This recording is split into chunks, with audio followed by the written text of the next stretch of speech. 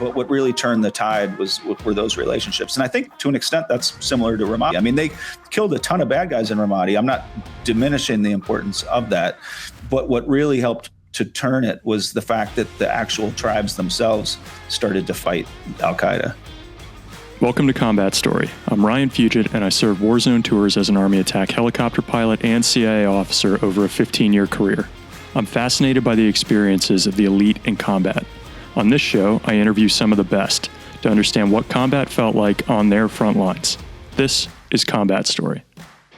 Today we have a Combat Story first. I'm joined by my new co-host, AJ Pasciuti, as we sit down with Will Bardenwerper, former 136 infantry officer and civil affairs, Princeton grad, and acclaimed author. Will shares his journey from a finance career in Manhattan, inspired to serve after 9/11 and the example set by Pat Tillman, who we all love, to boots on the ground in the Sunni Triangle during a 13-month deployment in 2006. He opens up about the realities of war, the loss of close friends, and the challenges of running civil affairs in Iraq. After the Army, Will became a journalist and two-time author. His first book, The Prisoner in His Palace, offers a unique perspective of the American soldiers tasked with guarding Saddam Hussein. His latest book, Homestand, explores the heart of small-town America through the loss of a minor league baseball team.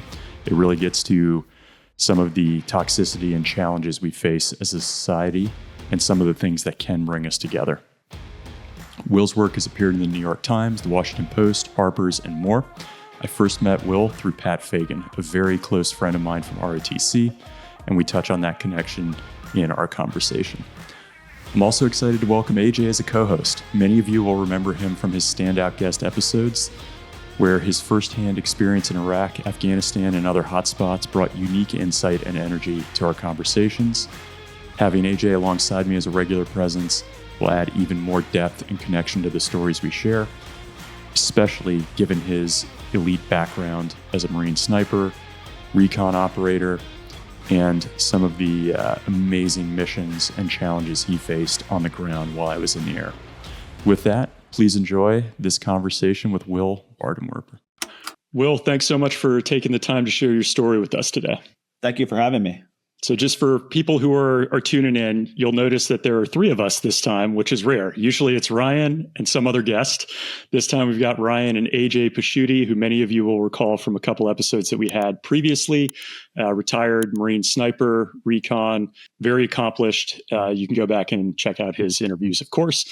AJ is our co-host today. So we thought we'd bring a ground pounder in as we interview Will as well, instead of just me as a pilot. And AJ is going to be on the show more and more often. So that's just for people's awareness. And Will, you and I were connected through an individual that we both know named Pat Fagan. Pat is a dear friend of mine. I went to college with him. We did ROTC together. I went into aviation. He went into armor. And you two somehow connected later. And I was just wondering for my own insights and just for the audience, how did you know Pat? So we met through another, it's kind of how these meetings always occur in military circles, but I had an Army friend who was friends with Pat. And so that was how the introduction was made. And we ended up hanging out a little bit. At the time I was living in Arlington, Virginia. I think we may have gone to an Army-Navy game together. I can't remember. But no, wonderful guy. And I stay in touch with him to this day. Love hearing that. All right. He did mention, and we saw online from our homework that we tried to do, you end up going to Princeton, and it does not seem like the path is to go into the military. So can you give us a little bit of flavor about what it was like growing up, wherever you grew up, and what your path was supposed to be before making the change to the military? So I grew up in the D.C. area. I went to a Jesuit Catholic high school down near the Capitol, Gonzaga High School. Was always real into sports. Played almost every sport growing up. In high school, I specialized in baseball. Ended up graduating. Did pretty well academically and athletically. Was lucky enough to get admitted to Princeton, and so I went there. Played baseball for 2 years, pretty undistinguished collegiate career. I was a good high school player. I was a below average college player, I would say, but it was fun. I mean, it was a great opportunity to have. And then the education side of it obviously was wonderful. It was a great 4 years. And I think, like some people, at least at the end of my 4 years, I didn't know what I wanted to do with myself. I had this wonderful education, but I didn't really know, what direction it was going to lead me towards. And so I actually lived out in Vail, Colorado for a year and lived as a ski bum, worked construction on the mountain in the summer, worked at a bar as a bouncer essentially at night. And then I scanned ski passes to get my free season pass, which was a great year. It was fun. But at the end of the year, my parents were like, we didn't help support this college education for you to be a bouncer for the rest of your life. So let's think about what's next. And I still didn't really have a great answer to that. But like a lot of Princeton graduates, New York City kind of beckoned and the financial world. This was the late 90s. I graduated in 98. And so the market was booming. It was actually, I don't know if I'd even be competitive for a job there now, but at the time I was. So I got a job in equity capital markets in New York. I'll ask you to pause for just a second, Will, because I don't want to bypass the number one. I like how you joked about playing baseball at Princeton. I feel like I have to ask AJ about his illustrious baseball career real quick that he may have referenced previously. That's hurtful, Ryan. Thank you very much. I didn't know this was going to be a roast. Yeah, I played baseball in high school as well. I'm a son of immigrants. And so that was like the path to America was like running and playing baseball. That's like the most American thing ever. So I grew up on the diamond. I, however, tried out so I was born in September. And so basically what that meant was when I went to high school, I was a year younger than everybody based on how I went. So I wasn't developing as fast as my counterparts. That's like my son. Yeah, exactly. Right. So it's kind of, as much as it was like my identity, I tried out for the baseball team and in high school and did not make the cut. And so was cut from I was a catcher. That was my whole identity. And so as a freshman in high school, I got roasted. They're like, yeah, sorry, kid, you can't make a throw to second as fast as you need to. So we're going to go with somebody else. And I should have pointed out, obviously, Will, I mean, you've written at least two books that I know, Homestand being the most recent, which is all about baseball, right? And that heart and soul of America, which, as I've heard AJ's story, there is a lot of that in there. And I also need to add, since Pat will probably listen to this, that I also played a sport in college and saw almost no playing time. So I would be remiss if I did not also say that I had less than an illustrious career playing football at Georgetown. And we're all Jesuit educated, so we got that. Yeah. Hey, Will, but let me ask you, as you were, you kind of described growing up, sports, Princeton, was there any military affiliation in the family at all? Any discussion of that, even on your radar prior to 9/11? Not really, no. I mean, both of my grandfathers served in World War II, but and then I had an uncle that served in Vietnam, but no, my parents had not served. No siblings had served. My brother went on to serve in the Coast Guard, but that was after me, not before me. So no, and that actually kind of leads to answering your previous question, which was how did this really come about? And so yeah, I found myself in New York, late 90s, was having I really enjoyed it. A lot of my friends were there. It was a good time to live in the city. And I was there on 9/11, working in Midtown. So I was not in any, immediate danger, but we were in I think one of the tallest buildings in the city. And so they did actually evacuate the building because at the time they didn't know how many other, aircraft may be inbound, for other targets. And, so, and then I lived there, of course, in the, the immediate aftermath of those attacks. And I think what that really did, though, was just sort of open my eyes up to the concept of service, broadly speaking. It wasn't so much that I felt this burning desire to go fight or, to kind of, get vengeance on the people who had done this. It was more, I distinctly remember just kind of being really inspired by the NYPD, the FDNY. You could look out at the, the West Side Highway or FDR Drive, and, you'd see just this steady stream of, fire trucks and first responders for days after the attack coming from, volunteer fire departments all across the country, really. And then, you could see what they were doing down there every day. And all of a sudden the financial, spreadsheets that I was working on just didn't seem particularly important. So that was really what was the catalyst for quitting. I quit my job a week later, like probably September 20th, maybe, somewhere in that neighborhood. But I still didn't really know what I wanted to do. I just had this idea that I want to serve. I didn't know how. So I was looking at everything, FBI, CIA, Marines, Army, police department, everything. And then, for a variety of reasons, I ended up settling on the Army. I have a quick question for you. So I was in New York last week. I'm not a New York native. And so when 9/11 happened, it was like 6 a.m. for me, and I was 17 years old at the time. So I didn't have a lot of the correlation. I took an opportunity last week to go to the 9/11 memorial and the museum itself. And it was unsettling, to say the least, because I think what it gave me was a little snapshot, a very small snapshot into what your world would have been like when those planes, came in. Can you tell me a little bit more about? It just seemed like there was confusion and chaos. How did you turn from that, the emotions that you were feeling, and then try to direct them into eventually joining the Army? Yeah, I mean, I think everyone remembers kind of where they were at the time, and my story was one of those. We were working in kind of like a trade-in floor environment. So it was, think of like office cubicles, but very open with TV screens, showing the markets, kind of above us, and CNBC was always on, and so like a lot of people, CNBC showed cut to this one plane hidden, and I think like a lot of people, we all kind of dismissed it. Oh, that must be a small Cessna that got off course, and some kind of tragic accident.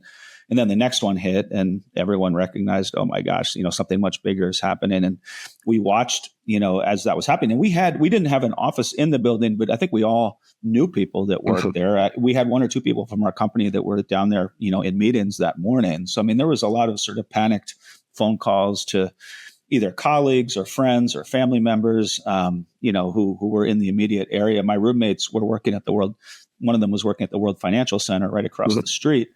And he left work that morning, but I mean, he saw people, jumping and crashing to the ground. Wow. I mean, just, seeing things that I'm sure he'll never forget.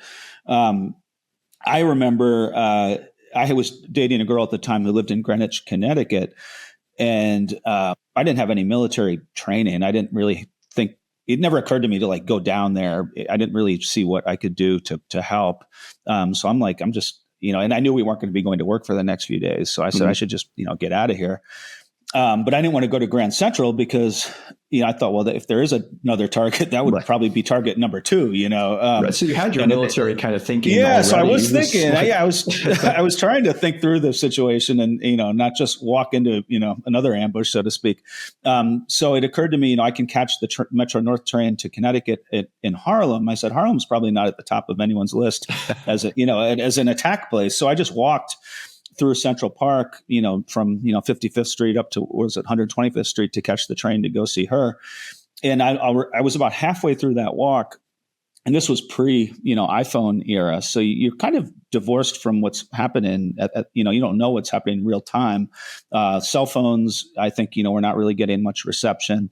And I was about halfway through the park when I think the towers actually, fell, or one of them fell. I can't remember the exact sequence, but I remember people were kind of converging and looking south, towards downtown.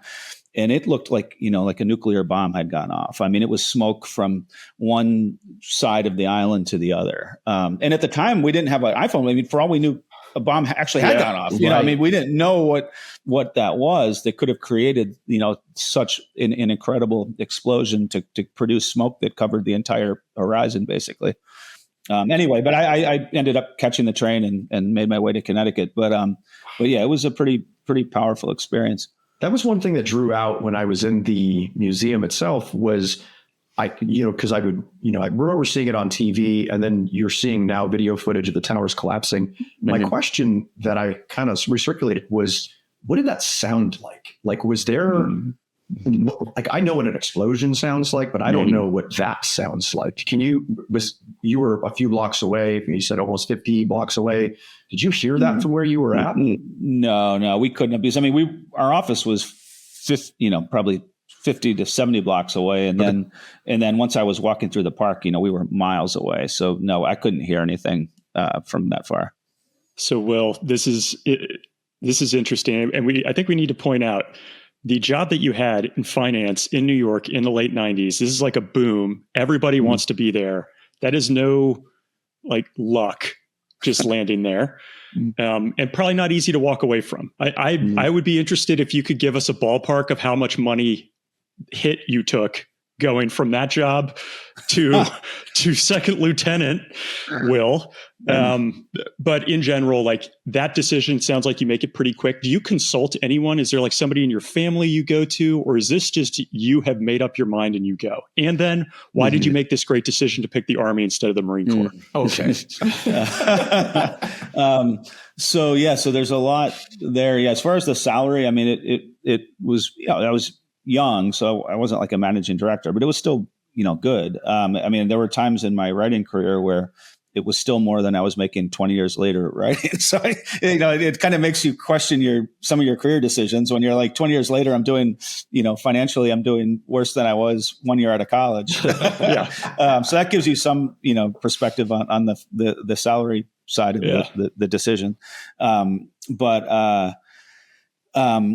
And yeah, so it wasn't an easy decision. I mean, I did enjoy what I was doing. I enjoyed the lifestyle. I didn't love the work, but I kind of loved just being in New York with my friends. But like I said, it seemed ultimately, not that fulfilling in light of what was happening. And I made the decision quickly, almost kind of consciously, because my concern was that if I wait, they always say don't make sort of impulsive emotional decisions. But at the same time, I was convinced that this kind of was what I needed to do. And I was concerned that if I let too much time go by, I'll just kind of slide back into my life and the urgency will pass and I'll never do it. So I ended up pulling the trigger pretty quickly, maybe too quickly, because I didn't really have a plan, so to speak, other than this kind of just amorphous idea that I wanted to serve. And then as far as how the Army, actually, I was going to do the Marines. That ultimately became my top pick. You know how they are. I mean, they're good with motivational videos and flyers. I was right there. I was dragons I was all about it. I was going to the Marine office, for PT, test, to get ready for the PT test and everything. But what happened was when we actually had the packet ready, they're like, you know what, it's going to be like a really long time because no Marines were getting out, because this is like what they had been kind of, if you were in the Marines, this is what you had been training for your career. And then they had an enormous surge of, post 9/11 people like me that wanted to join. And so there was just a backlog, and I'd already quit my job. So I'm like, I can't just sit on the sideline now for a year.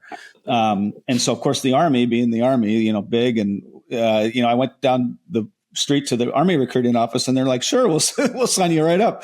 And so I signed an OCS contract with them, because that's the other reason the Marines were more appealing, because you can just do straight OCS, get your commission. You don't have to go to Marine basic training followed by OCS, which is what you have to do in the Army.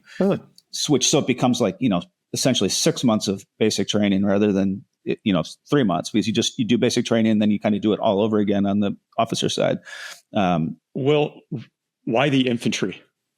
Well, I mean, it's a glutton for punishment. I think it's it's very admirable. Like you're sitting in Manhattan when all this goes down and you're like, I'm joining, I'm going to be on the pointy end of the spear, but a lot of guys might not. Yeah. I mean, I think I'm just generally competitive and I'm attracted to sort of physical pursuits and things like that. So I figured if I'm going to quit an office job to do the military, I don't want to just replace it with another office job. And so I wanted to do the sort of the most demanding thing that you can do, or that was, of the options presented to me, that seemed like the hardest. And so that's kind of what I gravitated towards. So as you go infantry, again, it feels like you're making these decisions on your own. It's not like you're consulting anybody per se. Mm-hmm. But did you have a particular place you wanted to end up? Like, were you just hoping to get into the fight as quickly as you could? Was there anything there? Yeah, I mean, I was pretty ignorant. I mean, my mom was not too excited. I mean, I don't think many, the maternal instinct, they don't want to watch their son go proactively find their way to a war. Because by this point, we had already kicked off operations. I think Afghanistan was like October of 2001. So things were already happening. My father was, I think he was more supportive, generally speaking. But yeah, I mean, there was some resistance even within my own family for sure. And since I didn't have any family members that were serving, I didn't really have a lot of resources. And I mean, certainly there weren't a million Princeton people I could turn to. I mean, I was kind of on my own. I did, do the best I could to reach out to anyone I knew that might know someone who was serving, just to kind of get as much advice as I could on things like what's the difference between this branch and that branch? What are the different training pipelines? How should I prepare for that kind of training? So once I made the decision, I did do the best I could to educate myself on what I was getting into. Yeah, there was a real sense of the way that I would describe it is almost like a sense of urgency after 9/11. We didn't know what we were getting into. We just know that we wanted to get it. And so kind of like you, it's almost like caution to the wind. It's like, how do I get there the fastest to do my part, right? To get involved.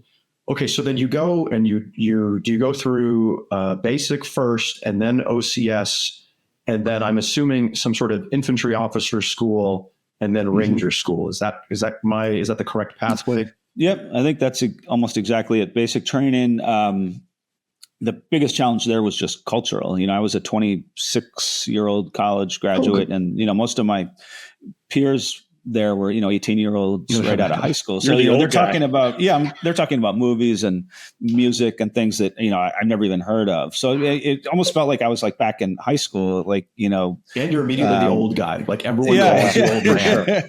When it's like 4 years of difference. Exactly. Yeah, you seem ancient. But I mean, physically, it wasn't super hard. It was more just the cultural part, and then just the being hazed because your bed has a wrinkle in it or your boot isn't shined properly. I mean, just all that kind of stuff that after living on your own for 26 years, it was not even remotely enjoyable. So do that for 3 months, and then I mean, I'm not going to lie. There were definitely plenty of moments there where I was like, what have I got myself into? Oh, totally. This is the worst decision I ever made. But I get down to OCS, and then that was just I thought, okay, well now, this will be like a gentleman's course. This will be great. And then, 5 minutes. Yeah. Which 5 way minutes. is the tea? Yeah. And 5 minutes into that, I'm on the ground doing push-ups, and, it's pretty much basic training all over again. And the challenge there was that you're mixed in with career NCOs who knew all this stuff, and so just keeping up with them was a little bit of a challenge, just from logistically, like they kind of knew how the game is played, whereas guys like me didn't. It was basic, and then OCS, and then infantry officer. At the time they called it IOBC, infantry officer basic course, and that's when I finally started to kind of enjoy things, because I was actually with a lot of recent West Point grads, just by virtue of the fact I was going through in July, which is right after they graduate, and just made some really great friends who, a lot of them had been athletes for Army, hockey players, lacrosse players, football players, basketball players, and just good guys, kind of closer to me in age and experience than, the high school kids I had been with. And that's when we actually went into the field and started doing sort of infantry stuff. It's the first time I actually felt like I was doing what I had signed up to do, as opposed to mopping floors and making beds and, the traditional low-level military, almost like rite of passage stuff. You're like, there's a war going on. Why am I mopping? Right? Yeah. Why am I stenciling my name, on my T-shirt and getting in trouble if, one thing's a little out of line or whatever. So then, finally we're out in the woods and we're doing land navigation and we're doing patrols. And that's when I finally started to feel kind of at home with my decision.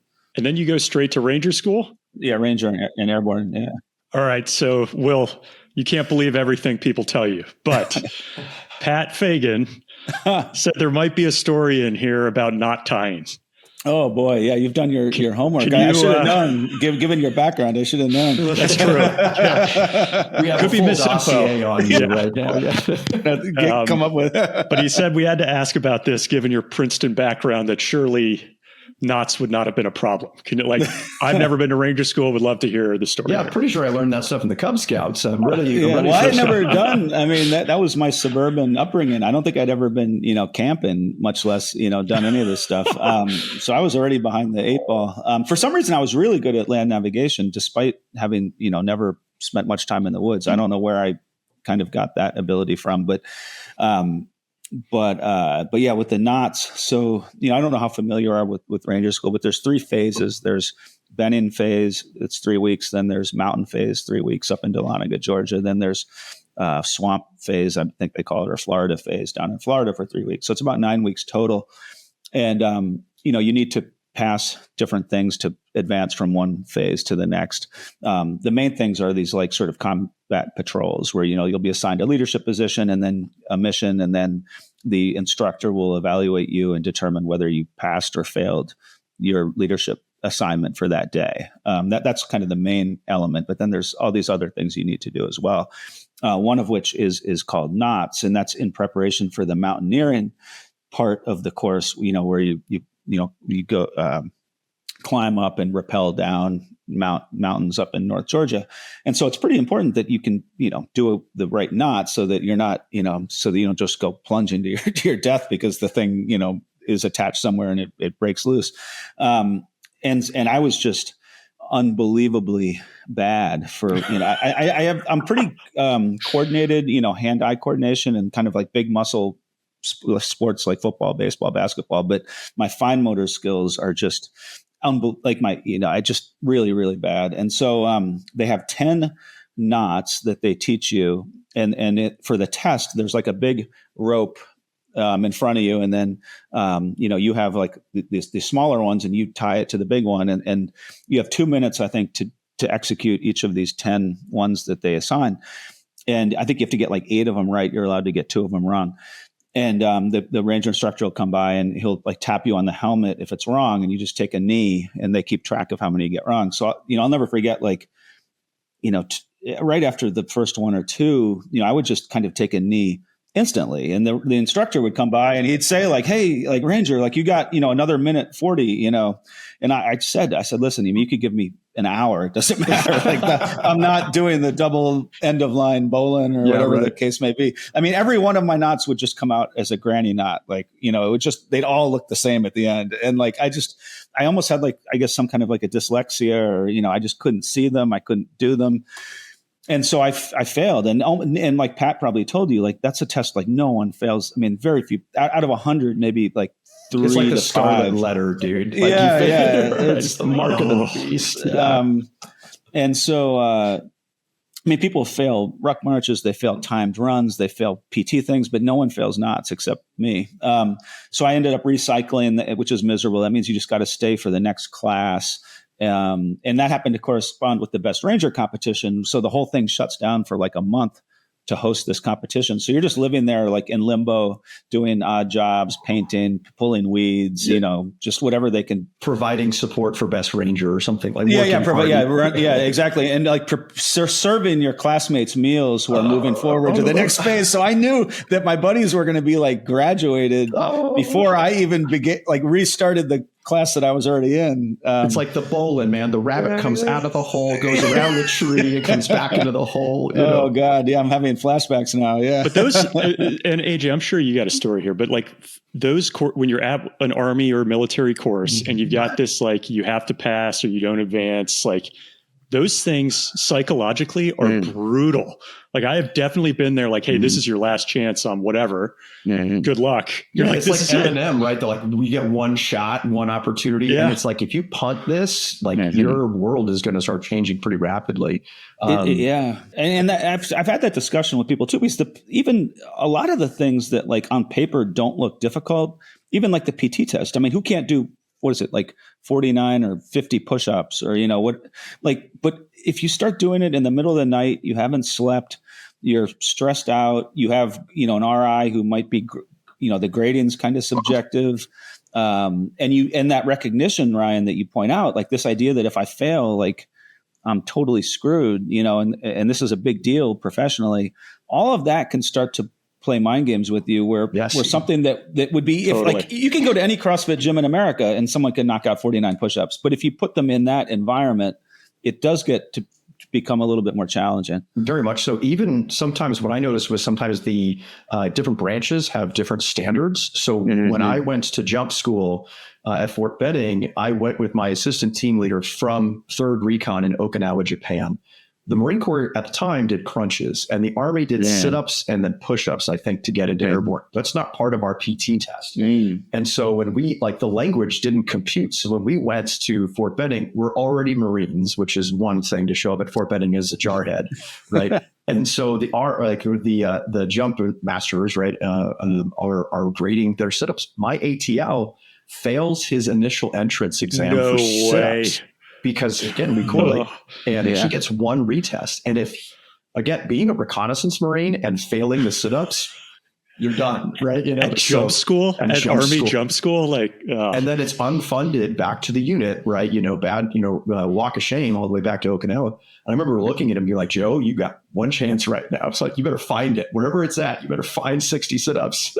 There's still, I mean, there's a lot of, and that gets you freaked out because there's still, you'll see, you know, from the previous class, like you'll see someone fail and you're like, oh my God, like that guy was, you know, an all-American, you know, soccer player at West Point, and he failed the PT. Like, how could that happen? And then you'll realize that like his push-ups, you know, they weren't counting his push-ups because he wasn't extending properly, you know. And then by the time he got it right, he was like close to muscle failure. But you're like, this guy's like a PT stud, you know. If he fails it, that doesn't bode well for me, you know. There's always those stories, those outliers of like, you know, how did this guy not pass because, you know, he's really good at this. Just a quick word from myself before we dive back into this combat story. Many of you know our previous interviews with AJ Pasciuti, Marine sniper, recon operator, and the man who tracked, hunted, and ultimately eliminated Iraq's deadliest sniper, Juba. This was an enemy responsible for deaths of over 100 Americans, some say up to 140, many of which were filmed and posted online. AJ, who was just a very humble, very young Marine at the time, took that fateful shot, putting an end to so much pain for so many families. He never took credit for it, and over the years that story's changed and been retold countless times. I'm incredibly proud to let you know that you can get your hands on AJ's new book, Dark Horse, Harnessing Hidden Potential in War and Life, a book I asked him to write after I interviewed him, immediately after I interviewed him. It's part memoir, part roadmap, a look at the lessons AJ learned through combat and throughout his career, and how they can help all of us find strength and purpose. If you enjoy Combat Story, you're going to love this book. To get a copy, head to combatstory.com/darkhorse. That's combatstory.com/darkhorse. It's packed with details and insights that we never got to cover in our interviews, and I know you're going to love it. Now, back to this combat story. Will, let me ask you this, and we'll jump into Iraq here in a moment, but later on in your career, you end up going back to Ranger School, right? You've been given access to write an article, I believe, on it. Which is fantastic, by the way. I can only imagine. AJ.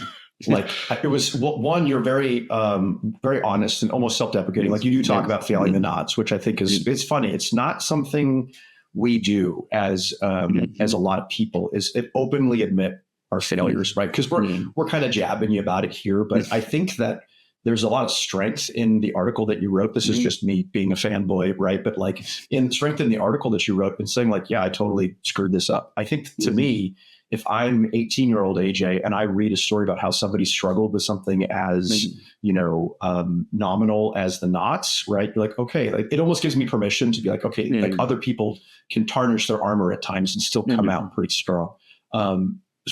I'm super interested into where you went and like how the juxtaposition between coming back, 20 years later, and watching young men and women go through the same thing that you went to. Was there almost like a bond, or did you ever like, you're going to be all right, dude, kind of thing, or any moments like that as you went through the second time? It was neat. I mean, for the reasons you mentioned, I think the main thing for me was the ability to just kind of see it from the other side. Because I had never been like an instructor, at a military school. I'd always just been on the receiving end, and kind of always viewed these guys as just these like, sadistic you've got, people that just want to make your life horrible. And I mean, there probably were one or two. But in my experience, and I think the quality of the instruction honestly had even improved, because when I went through a lot of, I'd say half, it was 04 maybe. So there was a decent number that had never deployed to combat, that were Ranger instructors at the time. These wars had just begun. By 20, whatever it was when I went back, 50, what was it, 20 years later? 2020? 15 years. It was 15 years later when I went back. And so everyone had, multiple combat deployments at that point. Was the course super different? It was a little different. So, I mean, I think there was a recognition from the cadre that, this is real world, it's not just a game. Like we need to prepare these people to succeed in combat.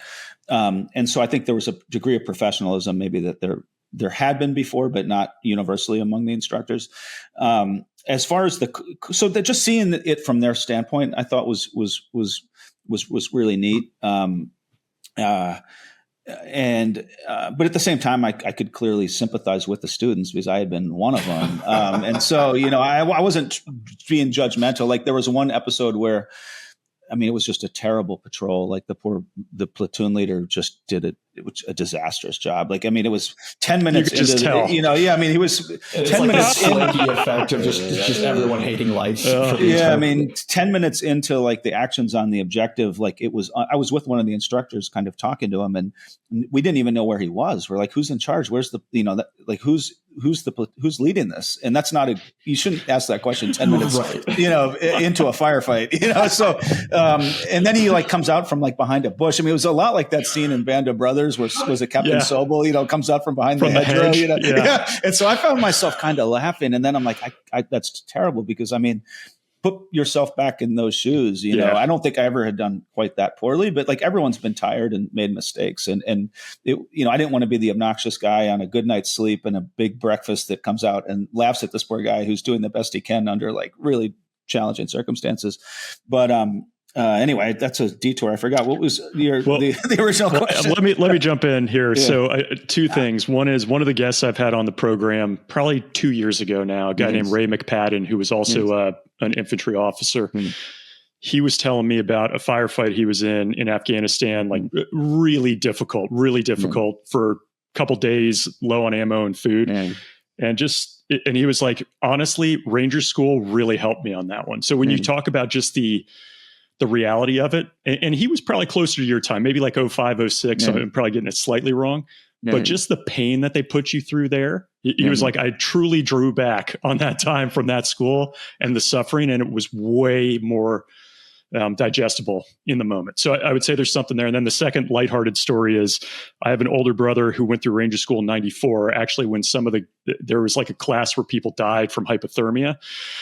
He was the class just behind them. So they kind of altered some changes as a result, but he went back 2 years ago. So he's 52 years old now. He went back 2 years ago to Dahlonega, was camping out, and left a whole bunch of snacks in a place for these guys to grab, just as a little like, I see you, here you go. Right there.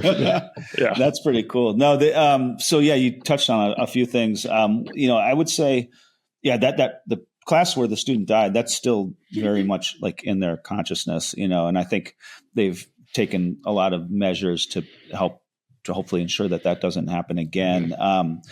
Like that was on a water movement down in swamp phase, and it was hypothermia because there was like flooding and the water got higher faster than they'd expected, and they didn't end up getting out. They were lost. As a consequence of that, the movement in the swamps has become, I would say, I don't want to say easier, but it's certainly more controlled. Like the instructors have a much tighter leash on the navigation element, so they're not going to let people just wander around for 10 hours. If they're that far off azimuth, they're going to kind of point that the good person's probably going to get a no-go on the patrol, but they're going to not let them stay out in the water for that long. There was a lightning strike actually when I was there, and a little bit of a safety. There was discussion as to whether the instructors, had, recognized this incoming storm quickly enough and taken action to avoid the potential for lightning strikes. Because, some students were like, this thing was like on top of us before we set down our weapons and tried to avoid it. Luckily, everyone, survived. I mean, a bunch of people had to get medevaced, but they all ended up walking away from it eventually. But as far as the, you asked, if the course has changed a lot, because everyone, you guys both know, in the military, everyone likes to say, well, when I did it, it was hard. Now it's the class after mine is when it started to get really easy. And so everyone I know, always asks that question. And I think, objectively speaking, what I will say is there's not nearly as much what we would just call like, getting smoked, but like hazing. So, I mean, I remember that any spare minute, you were doing push-ups, flutter kicks, getting yelled at, especially in the you do like 1 week in sort of a training environment before you go out in the field and execute that training. So that garrison setting is when most of the most of the push-ups and stuff would take place, just because there was downtime and they'd fill it by making you do those things. And that made everything harder because there's just this constant sort of physical exhaustion and the stress that comes with that. But it was also arguably not super productive or conducive to learning. So I think you could have that debate, to what extent was that making the course better, making you better, versus kind of distracting you from the ability to like actually focus and learn on whatever it was you were being taught. Yeah, it was almost like a sweet spot, right? That I remember in the article you wrote, there was a first sergeant kind of talking about, learning and toughness. And I feel like there's levers that we as instructors can pull to ensure that learning is occurring. But I completely agree with the sentiment that having a baseline of like suck factor baseline that you can pull back to, like when you're in Afghanistan or Iraq and you're like, well, it's not as tough as Ranger School, right? I think that there's provides you a little bit of almost ammunition. I think ultimately, I think it made it probably a little easier, but the main elements didn't change. I mean, there still was no sleep. 2 hours and usually about 4 hours a night for that first week, and then 1 or 2 hours on the ground for those subsequent 2 weeks. There's still the same lack of food. I mean, they don't get more meals or more MREs. So I mean, the sleep deprivation, the lack of food, the stress of getting evaluated on these patrols and just being out, in rough environments for weeks on end, that hasn't changed. So I think overall I don't want to overdo how much it's changed, even though there were a few differences that I noticed. And like you said, I absolutely drew from that, later in my military career. Just, no matter how bad things are outside, I'm still getting more sleep than I would have had back then. I'm still getting more food. I might have a roof over my head, and even a mattress and a blanket's better than just being on the ground in the rain. So all of that really does. And I still draw on it to this day. If there's a part of my civilian job that's difficult, you can step back and be like, wait a second, I can still take a shower. I can still have a hot meal. I mean, there's still things that make it not so bad. That perspective is really cool. Well, I was going to jump us to Iraq now. If we kind of, I know you go to Germany and Pat's there as well. You all don't know each other then. No. I'm also in Germany at that time. Oh, wow. But then I think you end up going to Anbar province, Ramadi, hit around 2006, if I'm getting that right. And I was wondering if you can give us a lay of the land. I think you're in 136 Infantry, First Armor. What is your role? What's the lay of the land? Battle of Ramadi, where are we at? If you can kind of ground us there before we jump into what it was like. Yeah, so we began our deployment in Tal Afar to the north, and that was right after at the time Colonel McMaster had kind of cleared it out, and that was one of the first examples of the whole clear, hold, build counterinsurgency model that he implemented, almost before it became more widely adopted by Petraeus and Will, others. I'm going to interrupt you just for a second, just for listeners. If you're that battle specifically, if you're interested in McMaster's, we interviewed him not long ago, and he goes into detail about how he set that up, and it's very interesting, his take on it. So, but to your point, Will, kind of unprecedented to some degree how he went about that. So, sorry, please continue. Yeah. No. I mean, he could explain it better than I, but my understanding was that he did a lot of the things that later were adopted by the rest of the Army before everyone else had done it. And our brigade commander, Colonel McFarland, learned a lot of that. And so anyway, about 4 or 5, and there was not much, to answer your question about how it was pretty stable. There wasn't a lot of action because he had done a good job, and things were, pretty secure. About 4 or 5 months into that is when we got dropped down to Ramadi. The brigade, most of the brigade, found themselves in Ramadi. This would have been like May, June 06 timeframe. My battalion got kicked out to the northwest along the Euphrates to this town called the HIT. We pronounced it Heat. And we actually fell under a Marine higher headquarters. So we were kind of assigned, like our higher command was Marine. We were an Army battalion under Marine, whatever you would call a brigade. Was it RCT, Regimental Combat Team. Yeah. And so, our lieutenant colonel was reporting to our Marine 06. But anyway, it was like, most of my friends that weren't in 136 were in Ramadi, and we were only a few hours away. So I kept in pretty close touch with them, even though we were in a different place. Heat was, I would kind of classify it as like a mini Ramadi. So, not as big of a city, but we weren't as big of a unit. So it was kind of a similar fight, but with, fewer of us and fewer people. But the dynamics were very much the same, 100% Sunni Muslim, a lot of Al-Qaeda, sympathizers, a lot of former Ba'ath Party people, basically just not a lot of people that really seemed to want us there, at least at that time. I'll come back to you, Will, in just a second. I want to know kind of what role you're in, if you're a PL, like if you're at staff. But AJ, where are you at that time? You spent a ton of time in Iraq. Yeah, we were actually we kind of chewed the same dirt. I was legitimately in May of 2006, I was outside of camp. I was outside of Takano, and I was at a place called Habaniya, which was an old Royal Air Force. Did you in Ramadi, Route Michigan is what connected Ramadi to Fallujah.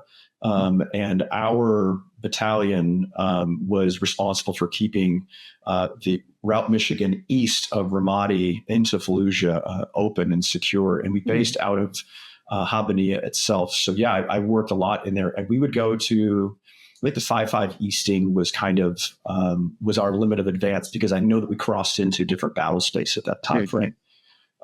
So yeah, and then I traveled, I think, through Heat, right? I was there at one point, but just on a brief convoy. I didn't spend a lot of time there, but I completely understand the idea that a lot of the population at that time frame in 2006 was a little less than excited that we were there, especially because there was the Sunni Shia rivalries and the establishment of governments. It was a pretty tumultuous time to be around. Most of the time, it didn't feel like we were really wanted by really anybody. I remember feeling that. Did you guys face anything like that out there? Yeah, exactly.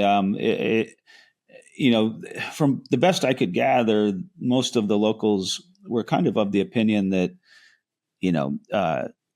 you didn't necessarily liberate us. You kind of just took our guy and replaced them with our enemy, the Shia. And so, even if they didn't love, I don't think there was necessarily a huge affinity for Saddam, but, a lot of them had been Ba'ath Party people. So, all of a sudden they don't have jobs anymore. And all of a sudden they were sort of smart enough to know that it was most likely going to be a Shia government that would replace Saddam, which is what in fact happened. And so, not everyone necessarily was like taking up arms against us. Some of them were, but the ones who weren't, it was always unclear the extent to which they sympathized with the people who were.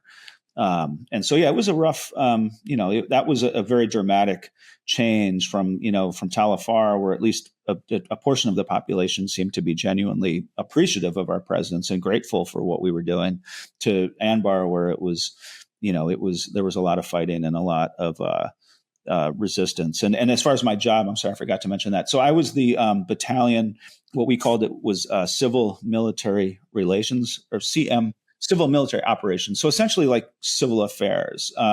There was a Marine CA team embedded with us that I worked very closely with. And then there was a Special Forces ODA that I worked because all of our missions, those two missions kind of overlapped. And then as did mine, I was like our battalion's sort of liaison or counterpart to the SF ODA and to the Marine CA, working on basically, trying to, it really became part of the Anbar Awakening, the tribal outreach to the Sunni tribes. But ostensibly it was, civil affairs projects, reconstruction, trying to do anything we could to get this community kind of back on its feet, hopefully incentivize them to work with us and to help, provide intelligence to fight the insurgency. But what it really became was an effort to reach out to the Sunni tribes and encourage them to have their tribesmen enlist in the Iraqi police, because that was what we saw as kind of our exit strategies, to stand up this police force so that they can help secure their own city.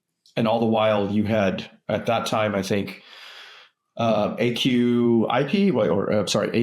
right, starting to develop, and I'm sure that they were working against you. Did you have any instances of them trying to attack your convoys, your efforts?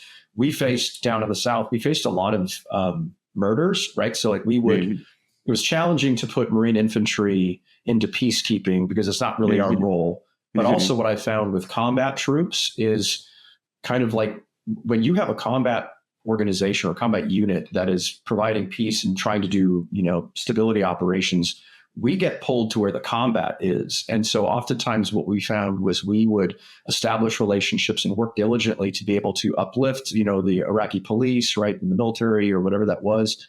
And then we'd get orders and like overnight we were gone, right? So and then those people were left to whatever. Did you have anything like that while you guys were there, or any instances of fighting Al-Qaeda in Iraq? Yeah, there were SIGACs every day, as far as fighting. I think our battalion had close to 200 wounded, out of 650 or, 700. That's so it's a pretty high number. Luckily, well, I shouldn't say luckily, but I think maybe only 15 to 20 KIA, which is still 15 to 20 more than you'd like to see, but an enormous number of wounded. I guess that speaks to success in medevac in the people who were wounded, but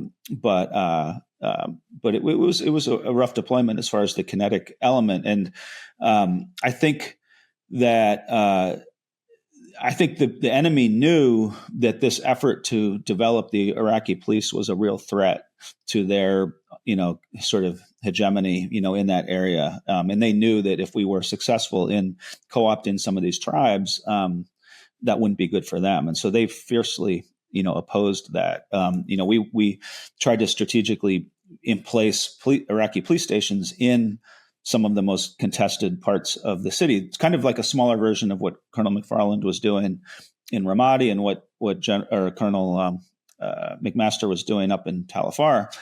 And, when we'd put them in, they'd be fighting from the moment the engineers started to try to put that thing in place overnight. They knew what was going on and they didn't want us to succeed. Will, can I ask, so especially with civil affairs, and sorry for people listening, SIGACs are like significant activities that happen. So detonations, attacks, fights, whatever, that are tracked by the units. With civil affairs and kind of the work you're doing, you're often outside the wire, right? Like you're engaging, you're influencing, like you got to be on the ground. Do you recall the first time you go outside the wire in a combat zone? Like some people, it's crazy. Some people, it's completely mundane. Most people feel like they're about to go into World War III until they do it the first time. Like, do you remember your first there? Yeah. So my first, time outside the wire would have been up in Tal Afar. And those times were very, uneventful in retrospect. But at the time, they do seem kind of exciting because you haven't done it before. And I remember, I went, I think, probably on my first, patrol or whatever, and, nothing happened. But, I got back and a buddy of mine who had a bunch of deployments before, I was like, man, my head hurts. And he's like, yeah, it's probably because you're just stressed out and your body's kind of hyper vigilant and alert. And, it's funny looking back on it because, it should have been pretty relaxing. There was really nothing to be that afraid of up there at the time. But, you don't know that. For you, it's a big deal. But yeah, down in Anbar, that the enemy activity was a lot more routine. Just one little example of it that is just sticks in my mind, not because it was in any way, that noteworthy, but it was just kind of illustrates kind of how crazy this whole thing was. I had convinced my brother, who was in high school back in DC, to raise money at his school and buy all this, like soccer jerseys and soccer equipment and all this stuff, that I would then distribute to the schools in the area to develop goodwill. And, sure enough, he sends it, and we, get this convoy to go out, and yeah, we were out, almost every day just by the nature of this job. And it was kind of cool because unlike a particular company, we would go anywhere in the AO because, my area of responsibility was everywhere. It wasn't like one particular, outpost. And so we went out and made this delivery, and the kids loved it and the teachers loved it. I mean, it seemed to have been a success.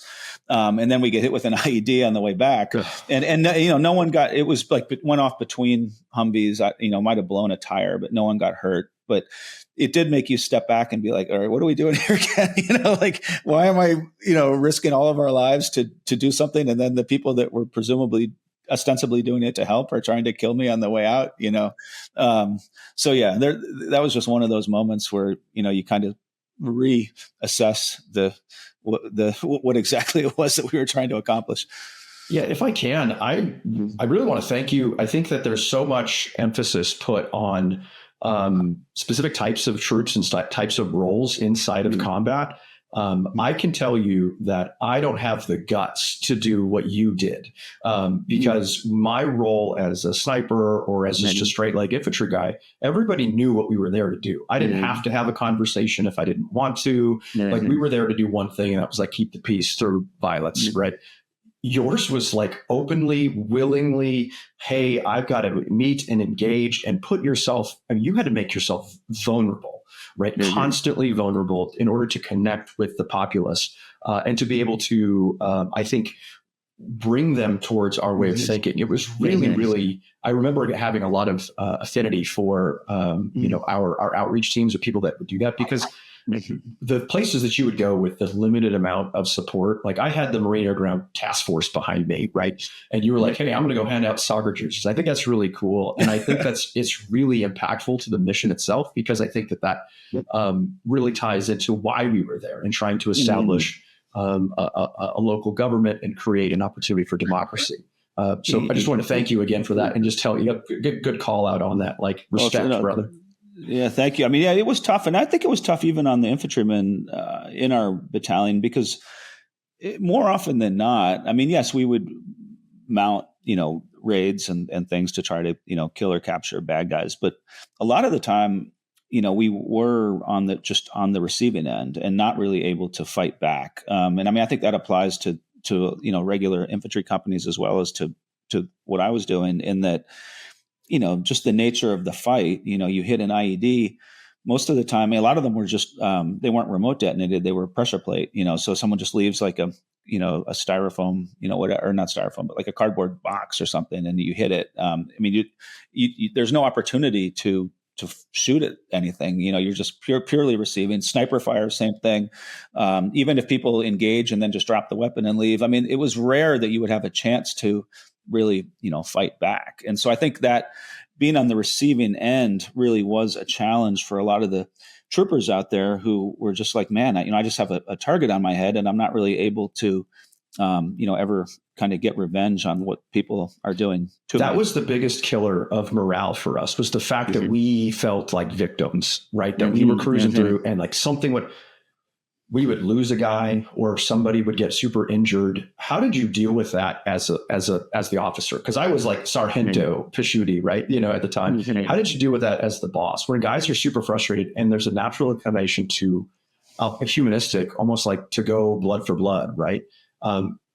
How did you work to be able to reassociate back to the mission and saying, hey, no, these are different, or separate the people from the combatant? Yeah, I mean, it's a challenge. I wish, I had a better answer because, I mean, that really was, I think, one of the biggest challenges of the deployment was, how do you keep, young soldiers' heads in the fight when they see their buddies, getting killed and wounded regularly. And they don't necessarily see a lot of progress being made in the form of them, fighting back. And so communicating to them that, hey, we're not going to win this fight by, killing this insurgent leader or capturing him, like more, that's great. it's not a bad thing, but that's not how we're ever going to win. We're going to win by turning these tribes against Al Qaeda, and then they can do that work for us. But that's hard to, it's hard to convince an 18-year-old enlisted soldier or Marine about that, because it's abstract. You don't see, you don't get the satisfaction of pulling a trigger yourself. Like, it's all kind of abstract stuff that maybe will happen in the future. It's not immediate. So, I mean, you could try to make that case to them, but, I can't say that it would, that it did sink in, as much as maybe you would like it to. But just back to the one other thing I wanted to touch on that you mentioned before, as far as like the importance of the CA work, I think, and this actually answers this question as well. One of the ways you could communicate that to them was just by pointing to like the real world impact of some of what we were doing. So, for example, there was an incident when I think there was like a raid at night, and they kicked down a door and threw in a flashbang, and an old lady was like in the living room or something and was burned or injured. And we kind of deviated from the standard procedure in that they evacuated her to, I think, Al Assad and provide medical treatment, which I don't think we ordinarily would do for like every civilian who was wounded, but in this instance they did. And so they thought they were doing the right thing, like, we're going out of our way to help. Well, the enemy, of course, gets wind of this, and they're not stupid. They get out, their friendly imams the next day to start blasting out messages saying, the Americans abducted this lady. They're doing, God knows what to her, violating her, and getting everyone agitated, at us for something that, is completely the opposite of what we were doing. We actually were trying to help her. But this is an example of where, this sort of recognition and this outreach can have like a tactical benefit. We went, and the chaplain and some of the other battalion leaders, we went out and communicated to these imams, and we would say, and the chaplain had actually established relationships with them, which was a very, I think, smart and productive thing that our battalion did, kind of outside the box thinking. He introduced himself. He's like, hey, I'm not carrying a weapon. I'm a man of faith, just like you. We just want to work with you to try to, minimize the death and the bloodshed, and we actually mapped out the mosques, in the city by their level of like hostility, from like, bright red to green, and actually tried to work with them. And so that was actually tremendously beneficial, because when this episode happened, we could go to all of those people that we already knew, and at least some of them listened, and they actually did try to sort of tamp down the emotion, and that probably saved lives, because we were on the verge of, I don't want to say an uprising, but like, a pretty dramatic, inflamed situation, and we were able to kind of diffuse it through kind of a smart non-kinetic approach to the area. So I think if to the extent I could point to, like, tell a soldier, hey, like, this is why we do what we do, because otherwise all these guys would be shooting at us, and now hopefully they're not, so that's just one example of, if you can speak to them, through these actions, maybe they'll recognize, why it is that you're doing some of these things. Just a quick word from our sponsor, Delete Me, and we'll get right back to this episode.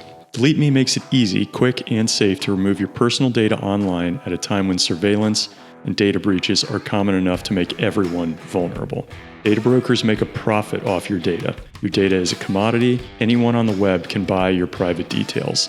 This can lead to identity theft, phishing attempts, and harassment. But now you can protect your privacy with Delete Me. As someone with an active online presence, privacy is really important to me, especially with my background at the agency and in the military.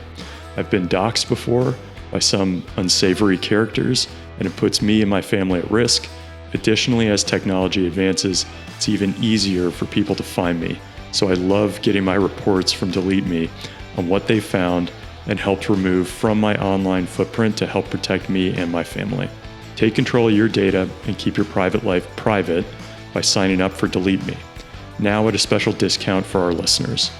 Today, get 20% off your Delete Me plan by texting COMBAT to 64000. The only way to get 20% off is to text COMBAT to 64000. That's COMBAT to 64000.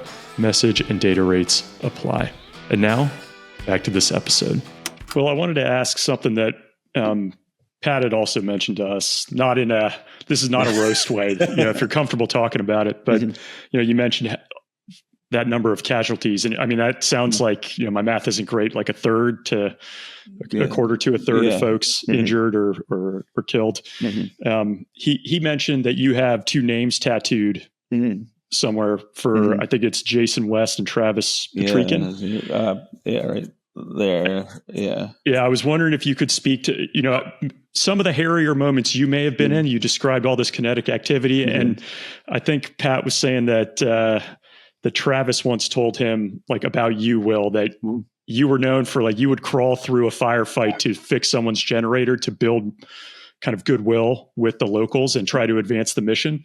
But he did mention he felt like these two had a pretty significant impact on your life. And I don't know if you lost them during this battle, but I'd be interested to hear the kind of atmospherics around that, if you're comfortable. Yeah. Well, I don't know about I'd like to take credit for crawling through a firefight to fix a generator. He was very specific. Yeah. I mean, it sounds great. I don't think I actually ever did that, but I'm not going to, who am I to get in the way of a good story? Right. That's right. I had to convoy to Al-Assad to tell a mutual friend about that our friend Jason had been killed. So on my birthday, I always remember that birthday as being a not particularly great one. But to Travis, Pat, I think knew Travis pretty well also because they were in Ramadi together. I had known Travis from Tal Afar and from Germany. And can you tell us who Travis is also, just for listeners? So he was a captain, very unorthodox, sort of irreverent guy. There's actually a book written about him, his name's Travis Patriquin. I'd recommend it to anyone. It talks all about the Battle of Ramadi in 2006, but he was kind of my counterpart working with Colonel McFarland doing the civil military stuff in Ramadi, fluent in Arabic, and really helped spearhead the tribal outreach. I mean, he was on the forefront of that. I don't think that would have succeeded without his role. He was just incredibly charismatic, just had an incredible sort of personal magnetism with the Iraqis. They loved him. He loved them. And so Colonel McFarland would always have Travis there, when he was going to meet with the senior Sunni sheikhs in Anbar. And he was also just an awesome guy, funny.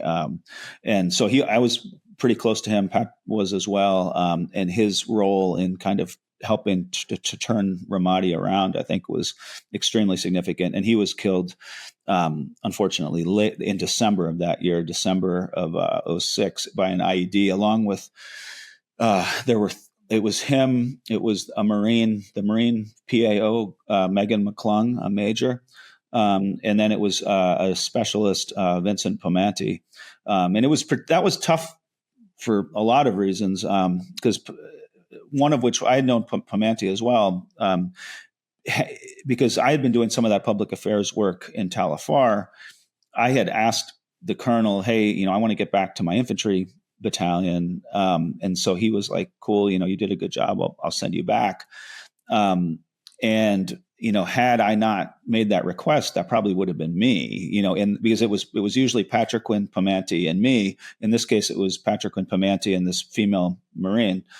And so, there's always just in the back of your mind, like, hey, that could have been me. And now I don't feel guilty because I had asked to kind of go back into the fight, from like this brigade staff job. So it wasn't like I was trying to get out of that situation, but still.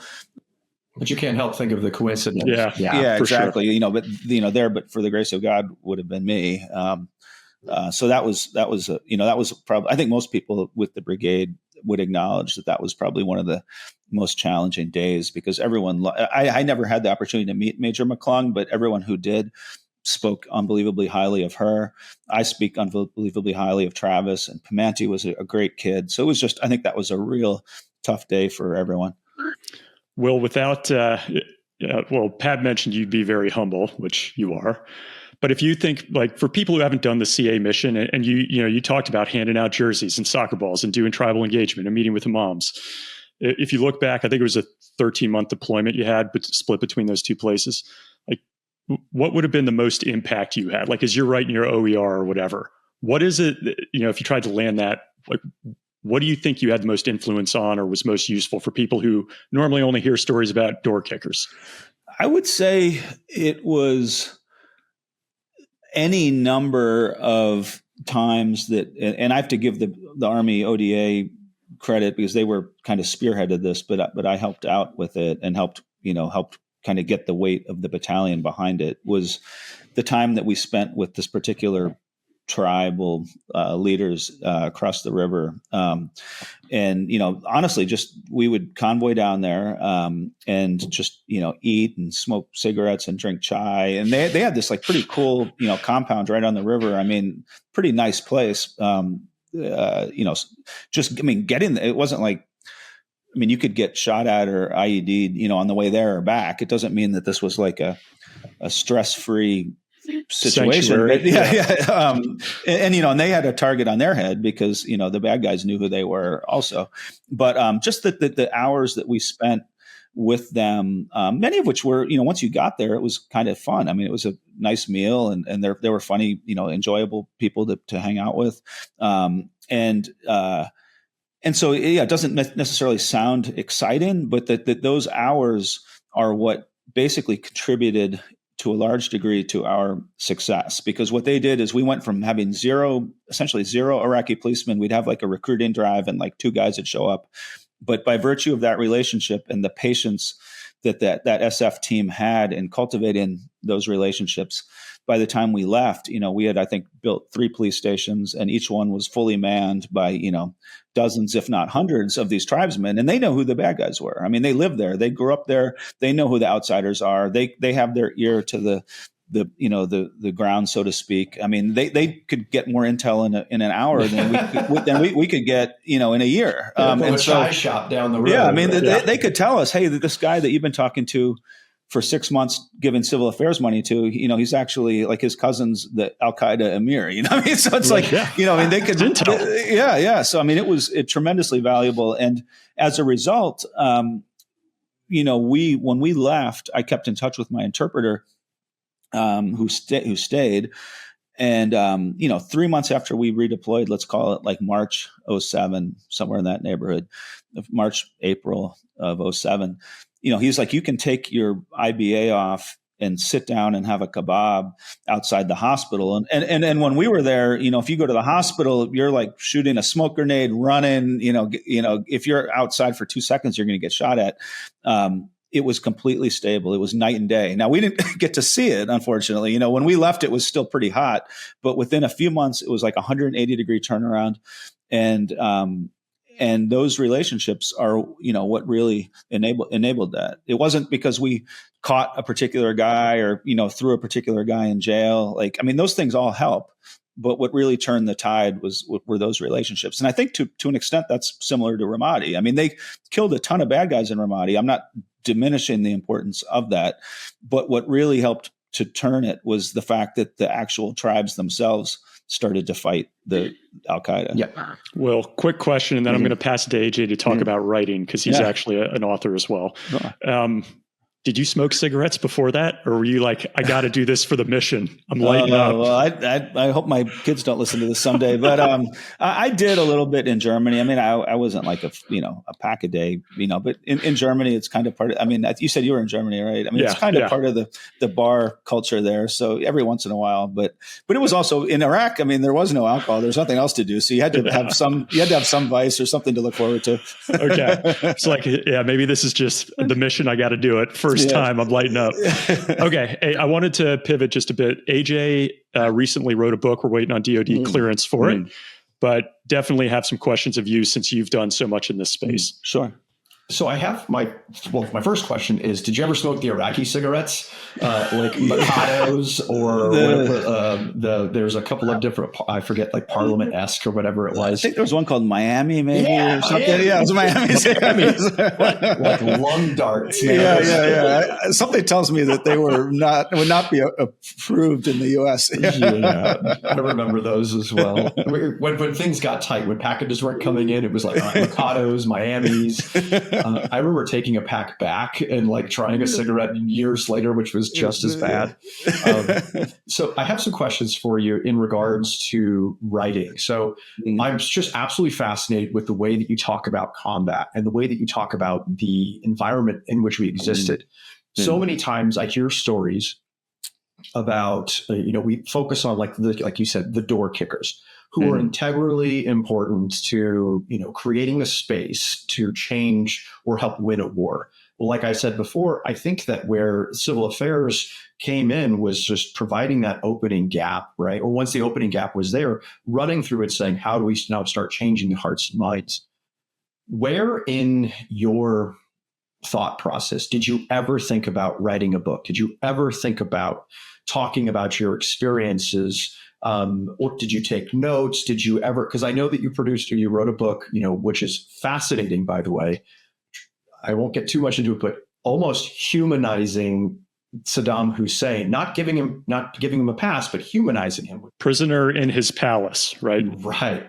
That's the name just for people listening. Okay. So the first question revolves around, did you ever think that you would write a book? And if so, did you start taking notes early on, or what was the kind of the genesis of that thought? So I was an English major in college. I always loved to read. And I'd like to think that I had been a decent writer, just because as an English major, you do a lot of writing. And then I had done almost like a glorified apprenticeship with the New York Times, before graduate school, after I'd gotten out of the military. And so that had provided me with a little bit of background, but I wasn't like a full-time staff writer. I was kind of like, filling coffee and making copies. And then in my spare time, I could learn from, the actual more experienced people. But I did get some things published, and I did learn from some talented journalists. So I kind of, in the back of my mind, I always had that, but it wasn't until, about 4 years actually, that I was at the Pentagon, that I made the decision to make that career transition to writing. And it was primarily because I knew about the Saddam story. I knew how powerful it was. And it occurred to me, if I don't tell it, it's not going to get told. And can you give people just an idea of the story real quick? Will, like we are aware of it, but just for listeners. So it basically tells the story of the young American soldiers who had been tasked with guarding Saddam in the days leading up to his execution, and the fact that they developed these really improbable relationships with him. They were spending 8 hours at a time, basically, 5 feet away from him. And, there's nothing else to do. So naturally they're going to start talking. He could speak English when he wanted to. And they just, would just talk, and they got to know each other, and they found themselves, they recognized, like, on an intellectual level, that he was a terrible human being. They weren't naive. They didn't, they knew that he was guilty of all the things that he had been charged with, but at the same time, they didn't ever see that. They just saw this sort of charming old man that reminded them of, like, their grandfather. Right? How weird to have those two. There was one story he was a medic. He was actually an older African-American medic from a very rough neighborhood in St. Louis. And he and Saddam really bonded over their, like, childhoods, because they both had kind of challenging childhoods. Saddam's was worse. It was more poor, but both kind of violent childhoods, without a sort of a male, father figure, kind of had to grow up just with their own smarts, on the streets, so to speak. Anyway, it got to the point where when this medic got word that he had to go back to St. Louis because his brother had either been killed or overdosed. I don't remember how he died, but he got word that, you have to go home to your brother's funeral. He actually went out of his way to tell, he could have just left, but such was their relationship that he's like, I need to go tell Saddam so he doesn't, worry about me, or doesn't wonder where I am, because he would do his daily checks. And so he went to Saddam, and he told him what had happened to his brother. And Saddam gets up, hugs him, and says, don't worry, you may have lost your brother, but I will always be your brother. And so you hear these stories, and you're like, this is just nuts, And so the question, kind of the unanswered question in the book is, to what extent was this just, he's just a sociopath, and this is just what he's good at, and his whole life he can influence people and manipulate things to benefit himself, or was there like a genuine human, connection that developed in these improbable circumstances, or was it a combination? And I don't think, anyone will ever, and that's kind of what makes it interesting. We won't really ever know. If you force me to answer that question, I would probably say it's somewhere in the middle. I think it probably began as, hey, I'm going to, befriend these guys so that I can get whatever it was he wanted, like a cigar. Sure. He's manipulating them of some sort. Right. And then over time, I think it did grow into something deeper. That's not to whitewash him. That's not to rehabilitate his image. That's not to say he didn't deserve what he got. It's just to say that, human beings are complicated and exactly. Yeah, exactly. So yeah, it was a pretty crazy story. So my next question revolves, I'll make a pretty, heavy jump, but when coming back home, right, coming back into the sense of Americana, you're on your website, which I recommend everyone goes to. Your articles on there are just fascinating, right? And I think that it really provides a really good, full breadth picture into exploring what it is to be an American. I do want to talk about your most recent book and some of your writings, surrounding that. As a baseball player, as a huge fan of minor league baseball in my childhood, the San Jose Giants, where I'm from, and watching them go through their trials and tribulations, right? So my question is two-part. What led you to write and explore the idea of Americana when returning home? And then what eventually led you to write about baseball as a exploration of what it means to be an American? Yeah, so I think I never had what you would call, I guess traditional PTSD as far as like, waking up with nightmares or things like that. But what I had kind of ever since I came home was just a sense of a little bit of like disillusionment over kind of the state of our country. And like, this idea that, you've seen people sacrifice so much for it. And then you get back and you're like, is this really what it's all about? Is this worth what we have here worth what I saw over there? And oftentimes it seems like it's not. And right. So, and I'd always kind of held up baseball as like this, like kind of more than just a sport, but kind of, if I were to try to identify something that's kind of like right about America, or that kind of puts me in a good place mentally, it would be just like this image of a ballpark and people coming together and having a good time. So it kind of always occupied this place in my mind that was kind of exalted or whatever. It's like home. It's like this. This manifestation of because people talk about, I don't know where it was. I was recently reading about like, what motivates people to fight. And I think we were looking at it from the Taliban perspective. And it's like, they, or like other Afghans, like why they would even sympathize with the Taliban. And it's kind of like, there's something about like home and place and community, that transcends maybe even abstract ideas of, like about like, democracy or whatever else. And so, when I was overseas, I wouldn't always just think like, oh, I'm here because I have this profound, appreciation to spread democracy. It was kind of like, I'm here to somehow sort of safeguard this place called home that in my mind, I would kind of imagine this Norman Rockwell, baseball diamond, so you draw on like weird things, to kind of motivate yourself, more than maybe abstract sort of philosophical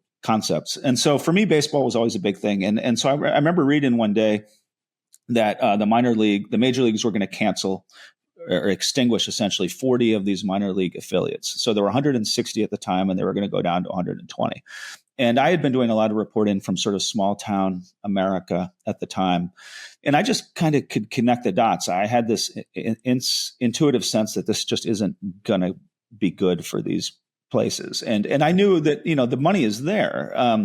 Talking about a multi-billion-dollar industry, it costs about $600,000 a year to keep one of these teams afloat for their major league parent. To put that in context, that's basically what the major league minimum salary is for one player. Okay. That's what superstars in the major leagues will make in like 3 games, so it's not a lot of money. As a rival of the Los Angeles Dodgers, I'm well aware of that. Exactly. I mean, that's like, it's like a few at bats for Ohtani, so that's right. And so I just knew this wasn't great. And it occurred to me, what would be a neat story would be to like tell the story of one of these teams, that is facing elimination. And it was projected to occur after this final season. So it goes somewhere, and it's like the last season of a century-old minor league community. So that was kind of the genesis for what led to this book. To the Muck Dogs, right? Yeah, Batavia Muck Dogs. Yep. And so I wrote an article for Harper's Magazine, and then someone read that article, and that was what was really the catalyst for the book. He said, you know what, everything you wrote about the Appalachian League resonated because it reminded me so much of this team we have up here in Batavia, New York. Would you like to come up? I'll introduce you to some of the fans.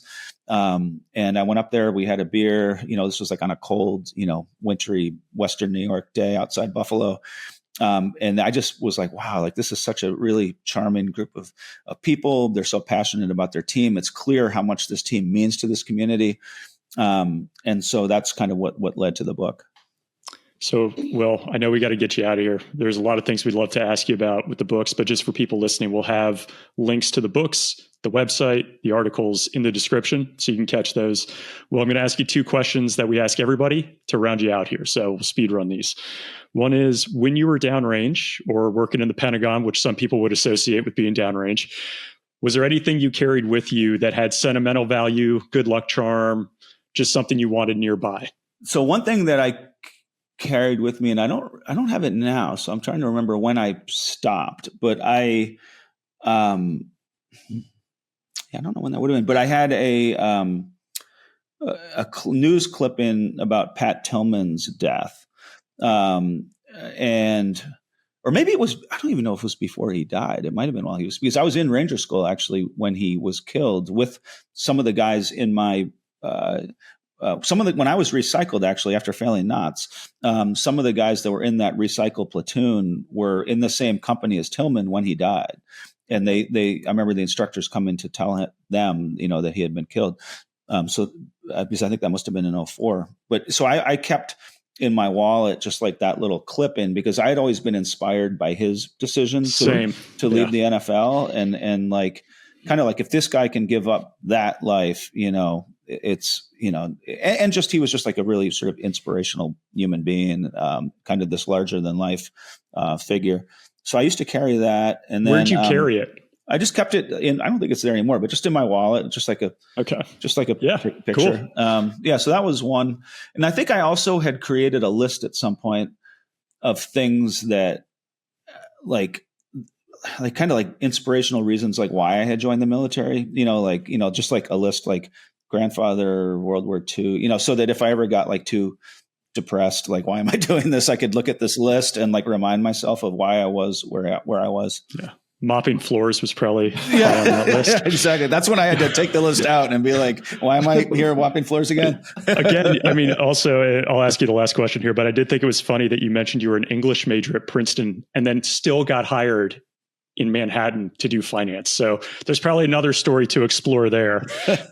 However, last question, Will, like looking back on that time, I mean, you did leave what many people would say is a golden career to do this. You went through a lot of pain. You lost important people, as you have tattooed on your arm now.